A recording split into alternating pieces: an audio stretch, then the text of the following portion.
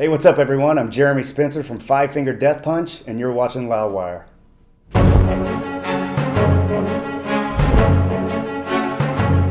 Hey everyone, Gruhamed here for Loudwire, and it's Wikipedia Fact or Fiction time. Today we've got Jeremy Spencer from Five Finger Death Punch. Thank you for coming, man. Thanks, man. Appreciate it. Good to see you. Good to All see right, you. so went to Wikipedia today, Okay. pulled out a bunch of stuff from your Wikipedia page, Five Fingers, all the albums, the singles, all that stuff. So if you'd like to set the record straight, I'm going to read some stuff out. You can say fact or fiction and elaborate if you'd like. Cool, go for it. All right.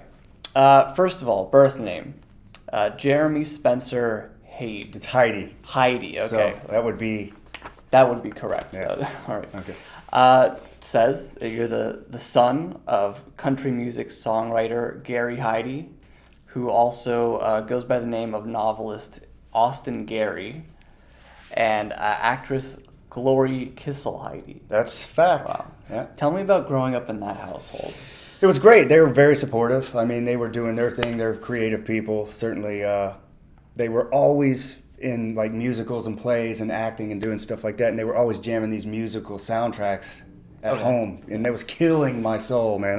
No wonder I rebelled and started jamming Slayer, because it's either like, you know, the Sound of Music soundtrack or, you know, Slayer. So I went to Slayer. So your mom was more of a Broadway type of Absolutely, actress. yeah. And, you know, she's great. I love her to death, but some of that music did rob some of my life and soul, for sure. It says that you started playing drums at age 6 on a drum set that your grandmother purchased for you from Sears.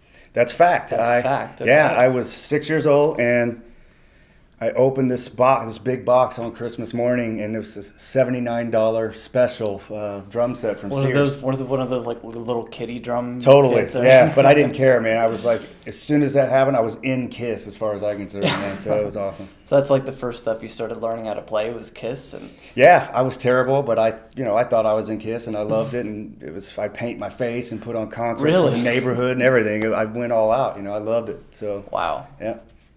Very good present.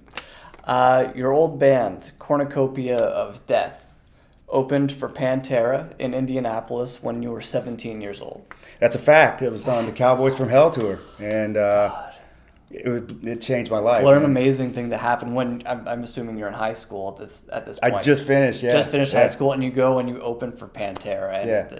We thought we had made it, man, for sure. Like, well, of course you did. So, it was awesome. So was that the big the peak of that band's career? I guess? I would say that was certainly up there, man, for sure. Yeah. All right. We got all facts so far. Nothing fiction yet. Five Finger Death Punch. The group's name is derived from classic martial arts cinema. That's fact. Fact. Zoltan's a huge fan of the martial arts films, and he kind of borrowed it from the Kill Bill movie where they had a five-finger lotus punch, but that doesn't... Oh, the heart punch? Yeah, something like that, but that's not going to look cool on a T-shirt, man. So we decided to change it to Five Finger Death Punch, and I was like, are you sure you want to call the band Five Finger Death Punch? But here we are almost 10 years later, and everyone seems that to heart dig punch it, is pretty badass, though. Like the five, whatever it is, your heart explodes. Exactly. March 2010, you guys traveled to Iraq and played a total of 10 shows for the U.S. troops. It was crazy, man. That's fact. It was some of the best touring we've ever done. Nobody really knows what it's like to go over there, and those men and women give so much, and they're away from their families, and like they're so excited when we get there just because they're going to get entertainment. And I would say some of those mosh pits were some of the craziest, man. They're in there with like guns on on their side. I'm like, dude, is the safety on? And oh my God. We got to stay in one of Saddam's palaces, and I'm sitting at the dining room table eating Cocoa Puffs in Saddam's palace, man. That's really surreal. How long did you stay in Saddam's palace? Was that just one night? Or? No, it was a few nights. Yeah, it was really? It was really cool, man. I'll never forget it. You must have explored and walked around. Oh yeah, but we were escorted by security because it's not exactly a safe place to just go wander. You can't just go, No, yeah, for sure. Wow, amazing. Dude, didn't he have like 17 palaces or like something crazy a like lot, that? Yeah, there were a lot of them. Oh, God. Do you remember which one it was? I don't remember. Yeah, I'm sorry, I don't. It's easy to get confused with those. At the main stage of the 2010 Download Festival, while playing the song Dying Breed, your set was cut due to too many people crowd surfing up to the stage. That's a fact. That's a fact. They didn't have guns, though. They didn't. These are normal shows. Ivan was doing this thing where he encouraged the crowd to crowd surf up and shake his hand. So as soon as he said that, about 5,000 people, man, just up there like this, and they cut power and they made us stop. And they're like, here's the deal. If you help us get this and restore order and get everyone out of here, we'll let you finish your set. So okay, it said you were able to play one more song. Yeah, we did. We finished the set, and then we were, able to come back, which I'm surprised it wasn't a riot.